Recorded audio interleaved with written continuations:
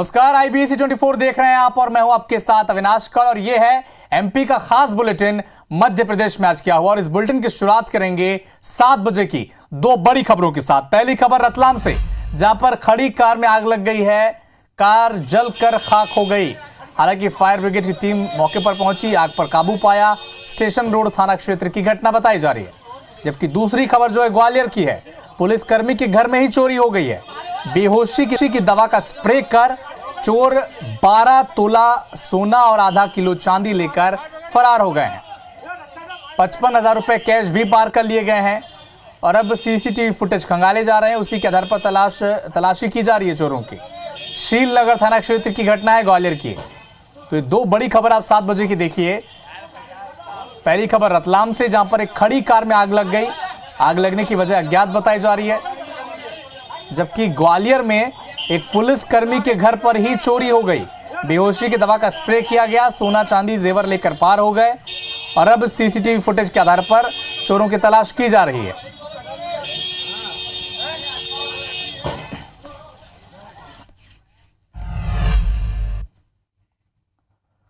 तो क्या उड्डयन मंत्री ज्योतिरादित्य सिंधिया MP का विधानसभा चुनाव लड़ेंगे? यह सवाल मौजूदा वक्त में बड़ा होता जा रहा है। कल रात भोपाल की बैठक में सूत्रों के हवाले से जो खबर मिल रही है वो ये है कि वो चुनाव नहीं लड़ेंगे, जिसके तुरंत बाद सिंधिया के ऑफिस मीडिया हाउस मैसेज पहुंचा, जिसमें कहा गया कि यह खबर पूर्णतः आधारहीन है, फर्जी है। इसके बाद तय हो गया कि हां, सिंधिया चुनाव लड़ने की मूड में तो हैं, लेकिन इसके मायने क्या हैं, इस रिपोर्ट में जरा समझिए आप।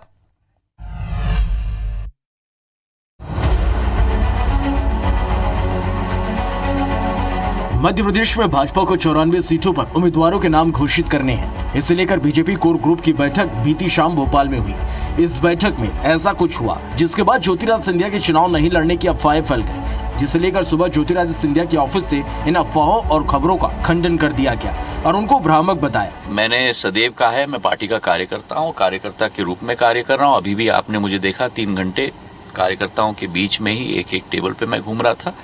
कार्यकर्ता के रूप में ही कार्य करता हूं। सियासी गलियारों में यह खबर है कि ज्योतिरादित्य सिंधिया को बीजेपी शिवपुरी से या ग्वालियर पूर्व विधानसभा से चुनाव मैदान में उतार सकती है। ऐसे में बीजेपी के सांसद और सिंधिया परिवार के करीबी विवेक नारायण शेजवलकर का कहना है कि यह पार्टी के हित की बात होगी, क्योंकि यह चुनावी युद्ध का मैदान है, इसलिए पार्टी मैदान में जीतने के लिए उतार सकती है। वहीं कांग्रेस का कहना है कि सिंधिया के लड़ने से बीजेपी को नुकसान होगा। इस उद्देश्य से ये सब वरिष्ठ नेताओं को लड़ाया जा रहा है। उसका उद्देश्य तो ये है कि उस अंचल की जो बाकी सीटें हैं उस पर प्रभाव पड़े और उनको जीतने में आसानी हो। तो ये बात मेरा मानना है सिंधिया जी के साथ भी लागू होती है। यदि वो कहीं से लड़ते हैं तो निश्चित रूप से जो सीटें वहाँ पर आसपास की हैं उन पर असर पड़ेगा। सिंधिया जी अगर नहीं लड़ते हैं तो हम 28 से 30 सीटें जीत रहे हैं और सिंधिया जी अगर लड़ते हैं तो हम 34 की 34 सीटें जीतेंगे और सिंधिया जी की साफ सुपड़ा साफ होगा। सिंधिया जी भी जिस प्रकार लोकसभा में उनकी स्थिति हुई, बुरी स्थिति उनकी विधानसभा में होगी और जनता मन बनाए बैठी है कब सिंधिया जी आएँ और कब चुनाव हो। इसलिए सिंधिया जी अगर आते हैं तो 34 की 34 सीट कांग्रेस पार्टी जीतेगी और भारतीय जनता पार्टी इस संभाग में 0 पर पहुंच जाएगी। एक नजर उन खास बातों पर जो सिंधिया को विधानसभा सीट पर भी मजबूती देती है। ग्वालियर चंबल अंचल पर सिंधिया की मजबूत पकड़। गुना शिवपुरी संसदीय क्षेत्र से लंबे वक्त तक सांसद रहे। ग्वालियर में राजशाही के वक्त से लोकतंत्र तक परिवार की बड़ी पृष्ठभूमि होना। ग्वालियर के महाराज के रूप में जाने जाते हैं सिंधिया। शिवपुरी और ग्वालियर क्षेत्र में बीजेपी में शामिल होने के बाद करोड़ों के विकास कार्यों की सौगात दी। ग्वालियर और शिवपुरी में सक्रिय रहते हैं। ग्वालियर में भी भाजपा संगठन के मजबूत होने के साथ ही उनके समर्थकों की तैनाती भी उन्हें मजबूत बनाती है। वहीं वरिष्ठ पत्रकार भी मानते हैं कि जिस तरह का माहौल बीजेपी में है, सिंधिया चुनाव लड़ सकते हैं। भारतीय जनता पार्टी ने विधानसभा चुनाव के लिए अपने बड़े केंद्रीय नेताओं को चुनाव मैदान में उतार दिया हो, तो ऐसे में ज्योतिरादित्य सिंधिया की संभावनाएं भी चुनाव लड़ने की बढ़ जाती हैं। भारतीय जनता पार्टी एक कड़े निर्णय लेने के लिए पहचाने जाने वाला दल है। ऐसे में वो ऐसा निर्णय ले भी सकती है कि उनको टिकट दे। भाजपा का पूरा फोकस ग्वालियर चंबल अंचल के सीटों पर सबसे ज्यादा है। वर्ष 2018 के विधानसभा चुनाव में कांग्रेस को यहां से 34 में से 26 सीटों पर जीत मिली, जिसके दम पर कांग्रेस 15 साल बाद सत्ता में वापस आ गई थी। ऐसे में इस बार भाजपा कोई रिस्क लेने के मूड में नहीं है, इसलिए बड़े चेहरों को मैदान में उतारा है। इसी कड़ी में अगला नाम ज्योतिरादित्य सिंधिया और शेजवलकर का माना जा रहा है। नासिर गौरी, IBC 24 ग्वालियर।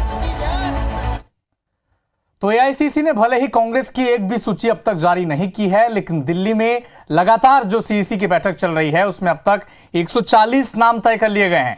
इसके साथ ही 80 नामों को लेकर आज और कल आयोजित होने वाली जो बैठक है इसमें चर्चा हो रही है और चर्चा के बाद इन नामों को भी तय कर लिया जाएगा।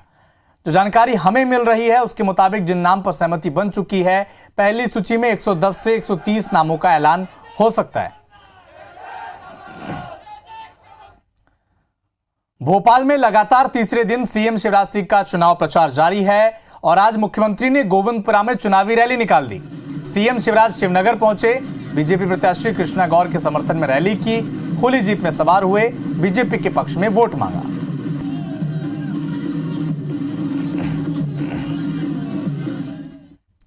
नरसिंहपुर पहुंचे केंद्रीय मंत्री प्रहलाद पटेल ने प्रियंका गांधी पर बड़ा हमला किया। कहा कि कांग्रेस के पास झूठ, भ्रम और अमर्यादा के सिवाय कुछ भी नहीं है। मंडला में प्रियंका गांधी के बयान में नानी इंदिरा गांधी की तरह दिखती हूं, यह सब जो बात प्रियंका गांधी ने कही थी उस पर भी तंज कसा प्रहलाद पटेल। कांग्रेस के पास में झूठ, भ्रम और अमर्यादा के अलावा कुछ है नहीं। अभी भी शायद वो चेत जाए तो अच्छा होगा। और जो परिचय वो दे रही है तो बुंदेलखंड में एक अच्छी कहावत है, हमारे बाप ने घी खाया हमारा मुंह सूंघ लो, लेकिन इससे समाज और राजनीति चलती नहीं है। आदिवासी सच स्वीकार करता है, छल, प्रपंच और झूठ स्वीकार नहीं करता। मुझे लगता है कि या तो वो अज्ञानी है या फिर षड्यंत्र कर रही हैं, जहर बोने का काम कर रही है, जिसकी उन्हें सजा मिलेगी। सतना के मैहर से विधायक नारायण त्रिपाठी ने बीजेपी से इस्तीफा दे दिया। उसके बाद कहा कि पार्टी का सम्मान करते हुए उन्होंने इस्तीफा दिया है। बीजेपी ने मैहर से श्रीकांत चतुर्वेदी को टिकट दिया है। टिकट नहीं मिलने से वो नाराज थे, इसके बाद इस्तीफा दे दिया है। अटकलें यह भी लगाई जा रही हैं कि नारायण त्रिपाठी कांग्रेस में शामिल हो सकते हैं। तो इधर सागर से बीजेपी के वरिष्ठ नेता, जिला पंचायत सदस्य अरविंद तोमर ने भी बीजेपी से इस्तीफा दे दिया है। अरविंद नरियावली विधानसभा से टिकट की मांग कर रहे थे, दावेदारी कर रहे थे। टिकट नहीं मिला तो पार्टी से इस्तीफा दे दिया।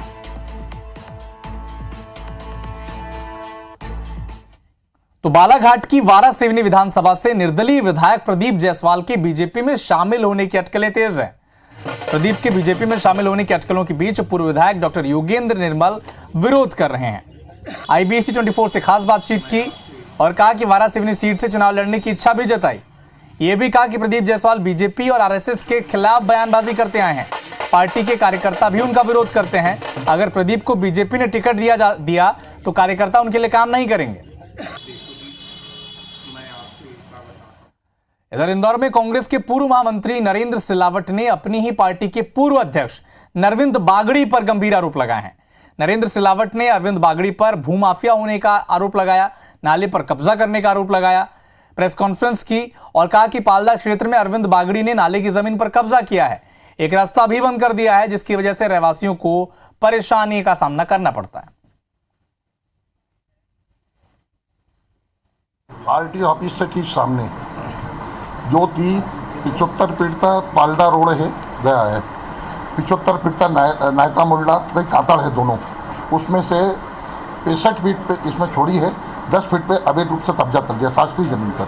नाला जो कि 35 से 40 फीट का नाला है, वो नाला करीब 5 किलोमीटर लंबा है। उस नाले को इसने अपनी मल्टी जो है उससे बंद कर दिया, थसर नंबर 387-88।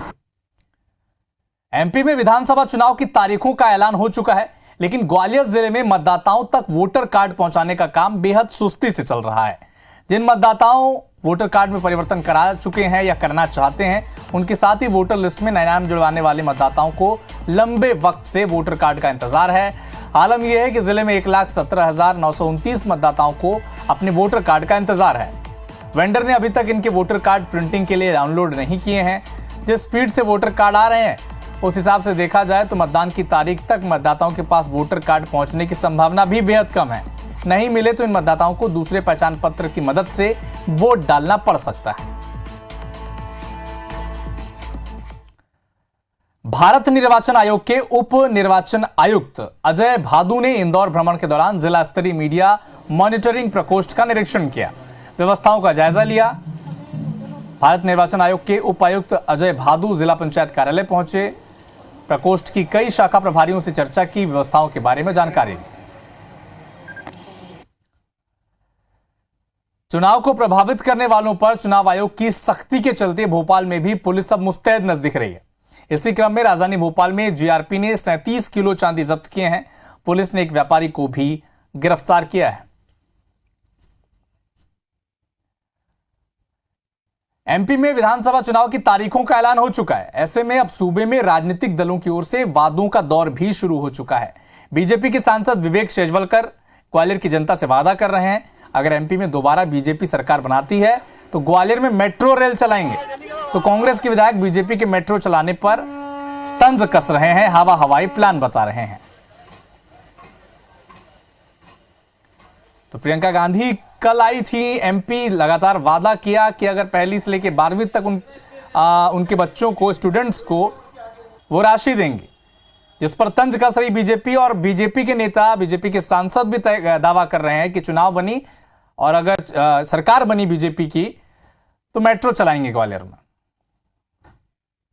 जयपुर ब्लास्ट के साजिश मामले में एनआईए की टीम रतलाम में जांच कर रही है। एनआईए की टीम गिरफ्तार आरोपियों के परिजन और करीबियों से लगातार पूछताछ में जुटी हुई है। एनआईए ने नोटिस देकर करीब 12 लोगों को तलब किया है, उनसे पूछताछ भी की जा रही है। अब तक 7 से ज्यादा आरोपी गिरफ्तार भी हो चुके हैं। मार्च 2022 में चेकिंग के दौरान राजस्थान के निम्बाहेड़ा से संदिग्ध पाउडर बरामद किया गया था। मुरैना के एमएस रोड में एक बड़ा हादसा हो गया। बाइक और कार में एक जोरदार टक्कर हुई, जिसमें चाचा भतीजे की मौत हो गई।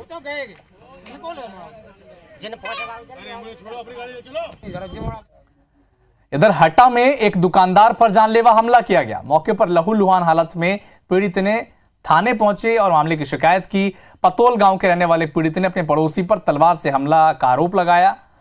पीड़ित की शिकायत पर आरोपी की तलाश में पुलिस जुटी हुई है। इंदौर में 2 पक्षों में चाकूबाजी की घटना सामने आई। मामूली सी बात को लेकर 10वीं के छात्र पर चाकू से हमला किया गया और इस घटना का जो सीसीटीवी फुटेज है यह भी सामने आ गया है।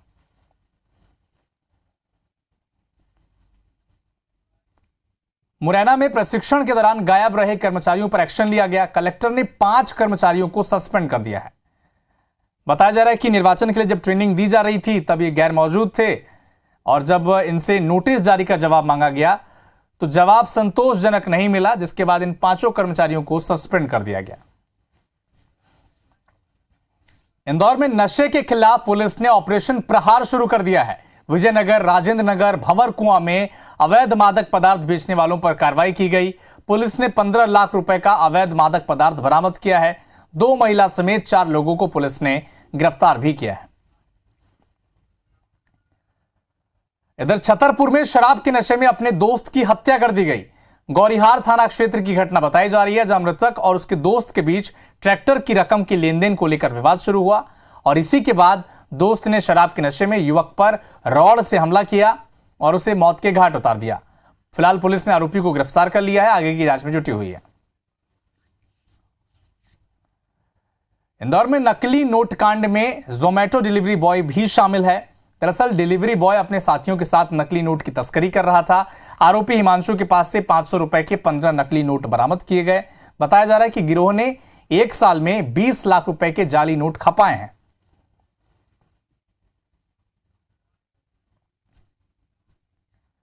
सिवनी में आ रहे भूकंप के झटकों का कारण वैज्ञानिकों ने आखिरकार खोज निकाला।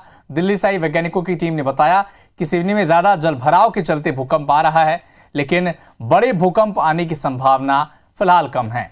दिल्ली से आए वैज्ञानिकों पी ओझा ने बताया कि शहर वासियों को डरने की जरूरत नहीं है। भूकंप मापी यंत्र लगाए हैं। हमारे 2 तरह के भूकंप यंत्र लगे, जिसका कंटिन्यूस डेटा रियल टाइम में, एक्चुअल टाइम में डेटा हमारे दिल्ली में जा रहा है। जो सिवनी जिला में दरारें हैं जो कि ईस्ट से वेस्ट, मतलब पूरब से पश्चिम की तरफ पास कर रही हैं। मेन कारण जो इस भूकंप के हैं वो दरारों का हाइड्रोफ्रैक्चर जिसको बोलते हैं, उसमें पानी का जाना और पानी का निकलना, जिससे रॉक तनाव में आते हैं और एनर्जी को रिलीज करते हैं। नेशनल ग्रीन ट्रिब्यूनल के आदेशों के बावजूद जबलपुर में धड़ल्ले से मां दुर्गा की ऊंची प्रतिमाओं का निर्माण हो रहा है। बता दें कि पर्यावरण नदियों पर बन रहे खतरों को भांपते हुए एनजीटी ने न सिर्फ 5 फीट से बड़ी मूर्तियों के निर्माण पर रोक लगा रखी है, हर हाल में नियमों का पालन करने के आदेश भी जारी किए गए थे। लेकिन अफसरों ने मूर्तिकारों को नोटिस तो जारी कर दिया, लेकिन जमीनी हकीकत जानने की जरूरत नहीं दिखाई। नतीजा ये हुआ कि शहर में धड़ल्ले से 5 फीट से ऊंची मूर्तियां बन रही हैं। डिमांड के ऊपर, पब्लिक की डिमांड के अनुसार मूर्तियां बनती है, जबकि सरकार ने 5 फुट एक नियंत्रण कर रखा कि इससे बड़ी ना बनाए, लेकिन जनता नहीं मानती। अब देखिए, सरकार का काम करती है, हम लोग हमारा काम करते हैं, और सरकार की जगह, हम हमारी जगह। तो फिलहाल इस बुलेटिन में इतना ही, लेकिन देश और दुनिया के साथ एमपी और छत्तीसगढ़ के तमाम अपडेट के लिए आप जुड़े रहिए IBC 24 के साथ। नमस्कार।